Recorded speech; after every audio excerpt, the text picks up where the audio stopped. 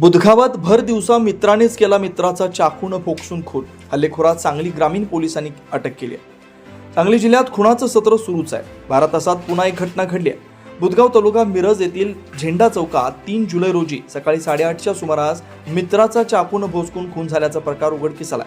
सिकंदर मौला शिकलगार वय 52 राहणार बुधगाव असं मृत व्यक्तीचं नाव आहे. संशयित मित्र रफिक मेहबूब पट्टेकरी वय 59 राहणार वनवासवाडी बुधगाव याला ग्रामीण पोलिसांच्या पथकानं ताब्यात घेतलंय.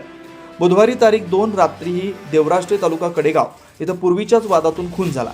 आजही याच क्षुल्लक कारणातून हा प्रकार घडला. पोलीस व घटनास्थळावरून मिळालेली माहिती अशी की मृत शिकलगार आणि संशयित पट्टेकरी हे दोघे एकाच गल्लीत राहण्यास आहेत. शिकलगार हे सेंटरिंगचं काम करत होते तर पट्टेकरी हा त्यांच्याकडे मजुरीचं काम करत होता. एका मुकादमानं बुधगाव येथील RCC चेंबरचं काम शिकलगार यास दिलं होतं. त्यामुळे शिकलगार याने पट्टेकरी याला सोबत घेऊन काम करण्यास सुरुवात केली. दरम्यानच्या काळात पट्टेकरी हा दुसऱ्याकडे कामाला गेला. यातून दोघात काल रात्री वादावादी झाली. या वादात शिकलगार यांनी पट्टेकरी यास मारहाण केली. त्याचा राग पट्टेकरी याच्या डोक्यात होता.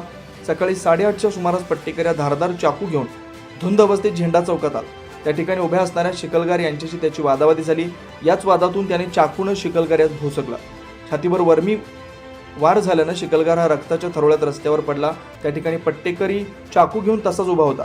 याची माहिती मिळाल्यानंतर पोलिसांनी तात्काळ शिकलगार यांना उपचारासाठी शासकीय रुग्णालयात दाखल केलं. उपचार सुरू असताना दुपारी 12च्या सुमारास त्यांचा मृत्यू झाला. दरम्यान पोलिसांनी पट्टेकरी यास तात्काळ ताब्यात घेतलं असून त्यानं खुनाची कबुली दिली आहे. पोलीस अधीक्षक संदीप घुगे, उपाधीक्षक विमला M, निरीक्षक किरण चौगुले यांनी घटनास्थळी भेट दिली. घटनास्थळी पंचनामा करण्यात आला. मृत शिकलगार याचे नातेवाईक शब्बीर रसूल शिकलगार यांनी फिर्याद दिली. त्यानुसार खुनाचा गुन्हा नोंद करण्यात आला. काही वर्षापूर्वी संशयित पट्टेकरी याच्यावर कुऱ्हाडीनं हल्ला करण्यात आला. त्यावेळी गुन्हा नोंद करण्यात आला होता. तर पट्टेकरी यानेही मारहाण केल्याचा गुन्हा ग्रामीण पोलीस ठाण्यात नोंद केला. पोलीस निरीक्षक किरण चौगुले अधिक तपास करतात. चालू घडामोडींचे अपडेट्स जाणून घेण्यासाठी आपल्या हिरकणी न्यूज चॅनलला सबस्क्राईब जरूर करा. लाईक करा, कमेंट करा आणि शेअर करा. बेल आयकॉनवर प्रेस करा आणि नोटिफिकेशन्स मिळवा.